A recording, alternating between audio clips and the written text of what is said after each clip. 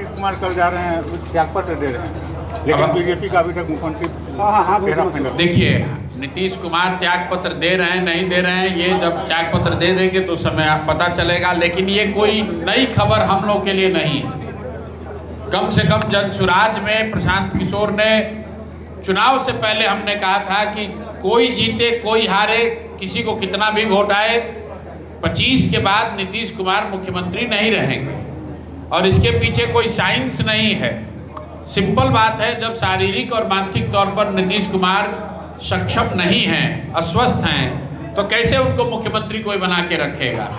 ये तो जनता को धोखा देने के लिए भाजपा के लोग या जो जदयू के दूसरे नेता हैं जो नीतीश के नाम को भुनाना चाहते थे, उन्होंने मुखौटे के तौर पर उनका इस्तेमाल किया।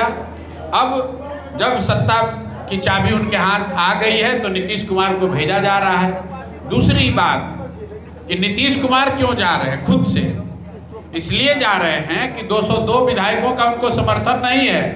ये जो बहुमत है ये लोकप्रियता का बहुमत नहीं है, ये 10,000 रुपए के दम पर खरीदा हुआ बहुमत है। ये इलेक्शन कमीशन के मदद से जुगाड़ा हुआ बहुमत है, वरना 202 विधायकों का जिसको समर्थन रहेगा वो राज्यसभा में मेंबर नहीं बनेगा। तो जिस तरह से आप नीतीश कुमार और भाजपा ने समर्थन हासिल किया है वही चीज आपको दिख रहा है। अब बिहार में मुख्यमंत्री वो बनेगा जिसको मोदी जी चाहेंगे, अमित शाह चाहेंगे। कौन बनेगा ये आपकी बहुत उत्सुकता है। हम आपको बता रहे हैं इसका कोई महत्व नहीं है कि कौन बनेगा। इतना आपको बता दे रहे हैं कि जो भी बनेगा अब उसकी प्राथमिकता गुजरात होगी, बिहार नहीं होगा, क्योंकि वो अमित शाह के कहने पर उसको चलना है। तो उसकी चिंता ये होगी कि गुजरात के फैक्ट्रियों में, सूरत में, जामनगर में जो 10-12 हजार में बिहार के करोड़ों लड़के काम कर रहे हैं, लाखों लड़के, उन लड़कों की संख्या में कमी ना हो। तो आपके बच्चों के लिए मजदूरी होगी और गुजरात के लोग फैक्ट्री में मालिक बन के रहेंगे। आप देखेंगे बिहार में जो मुख्यमंत्री बनेगा उसकी पहली चिंता गुजरात होगी, उसके बाद वो बिहार की बात करेगा। प्रशांत जी, आपने चुनाव के दौरान भी सम्राट चौधरी पर कई हमले किए थे और अभी सबसे बड़ा नाम मुख्यमंत्री की रेस में उन्हीं का चल रहा है। भाई देखिए, पहले मुख्यमंत्री का नाम घोषित हो जाने दीजिए, तब उस पर टीका टिप्पणी किया जाएगा। अभी किसी को नहीं मालूम है कि कौन बनेगा, और मेरे लिए ये कोई महत्व का बात नहीं है। मैं आपके साथ सामने कैमरे पर कह देता हूं, लिख लीजिए, कोई मुख्यमंत्री बने बिहार में भ्रष्टाचार कम नहीं होगा। कोई मुख्यमंत्री बने बिहार में शिक्षा व्यवस्था नहीं सुधरेगी। कोई मुख्यमंत्री बने यहाँ रोजगार 1 करोड़ का वादा जो एनडीए ने किया है वो नहीं होने वाला है, पलायन नहीं बंद होने वाला है। इन्होंने कहा था कि 1 करोड़ रोजगार देंगे, 6 महीना हो गया, कितने लोगों को रोजगार मिला? क्या कहीं पलायन बंद हुआ? क्या भ्रष्टाचार कम हुआ? नहीं होगा। क्यों? क्योंकि लोगों ने उस बात के लिए वोट नहीं दिया है।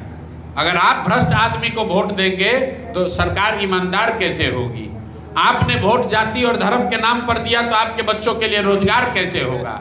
आप नेता की चर्चा कर रहे हैं। कोई नेता बने, कोई मुख्यमंत्री बने, कोई मंत्री बने, बिहार में ये समस्याएं नहीं खत्म होने वाली है, क्योंकि जब तक लोग इन बात के लिए वोट नहीं देंगे, लोग जब तक रोजगार के लिए वोट नहीं देंगे, लोग ईमानदार लोगों को नहीं चुनेंगे, तब तक सुधार नहीं होने वाला है। तो अगले 4 साल तक आपको इस भ्रष्टाचार से जूझना पड़ेगा। आपके बच्चों को बेरोजगारी का दंश झेलना पड़ेगा, उनको पलायन करके 10-15 हजार रुपए के लिए बाहर जाना पड़ेगा। ये व्यक्ति की बात नहीं है। जब तक बिहार के लोग नहीं सुधरेंगे तब तक आप अच्छी स्वस्थ सरकार की चिंता और कल्पना करना छोड़ दीजिए, वो नहीं हो सकता है। आपकी सर भविष्यवाणी कहीं ना कहीं सर सच हो जाती है सर, हर एक बार देखा जाता है सर। आप जो भी हम कोई भविष्यवाणी नहीं करते हैं, हम आप जो सामने दिख रहा है वो बता रहे हैं। नीतीश कुमार स्वस्थ नहीं है, ये बात पूरे बिहार की जनता को दिख रहा है।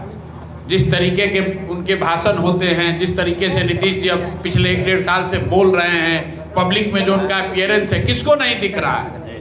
इसके बावजूद भाजपा के लोग, जदयू के लोग कह रहे हैं नहीं यही रहेंगे 25 से 30, फिर से नीतीश। तो जिन लोगों ने गलत बयानबाजी के आधार पर वोट दिया, अब कह रहे हमारे साथ धोखा हो गया। तो भाई जब आंख खोल के सोइएगा तो धोखा तो होगा ही होगा।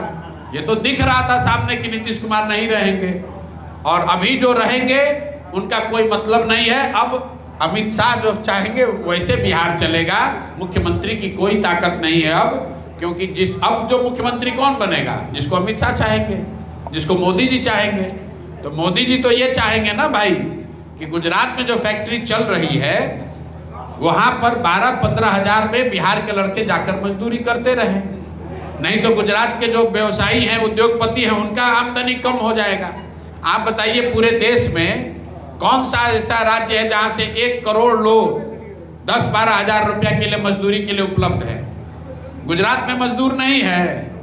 गुजरात में भी मजदूर है, लेकिन गुजरात का मजदूर उसी जामनगर में, सूरत में 25,000 रुपया मांगता है, और बिहार का, सुपौल का, मधेपुरा का, मधुबनी, चंपारण का लड़का गरीबी की वजह से जाकर वहां 12,000 में काम कर रहा है। और ये बिहार का दुर्भाग्य है कि बिहार के लोगों ने अपने और अपने बच्चों की चिंता नहीं करके मोदी जी का अरवा उसना का भाषण सुन के वोट दिया है। तो अब मोदी जी से आपको भेंट होगा लोकसभा चुनाव में। मोदी जी अब 3 बरस बिहार में न दिखने वाले हैं, अब बंगाल में घूम रहे हैं।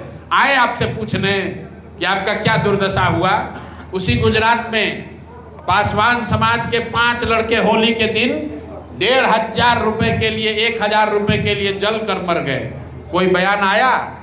चुनाव के बाद 50 से ज्यादा बिहार के बच्चे अलग अलग राज्यों में मजदूरी करते हुए दुर्घटनाग्रस्त हुए हैं, मरे हैं। क्या मोदी जी का, अमित शाह का कोई बयान, कोई टीका टिप्पणी आई? कुछ नहीं आया। क्यों आएगा? क्योंकि बिहार के लोगों को अपने जब बच्चों की चिंता नहीं है तो मोदी जी और नीतीश जी और लालू यादव आपके बच्चे का चिंता क्यों करेंगे? यही बात जनसुराज 3 साल से बता रहा है। मेरे भाई, आप अपने बच्चों का चिंता नहीं करोगे तो कोई नेता, कोई दल आपकी चिंता नहीं करेगा। किसी को दोष देने से फायदा नहीं है। 10,000 रुपया में आपने वोट बेचा है तो आपकी सरकार ईमानदार नहीं हो सकती है। आप खुद जब चोरी कीजिएगा तो आपका मुखिया कैसे ईमानदार होगा?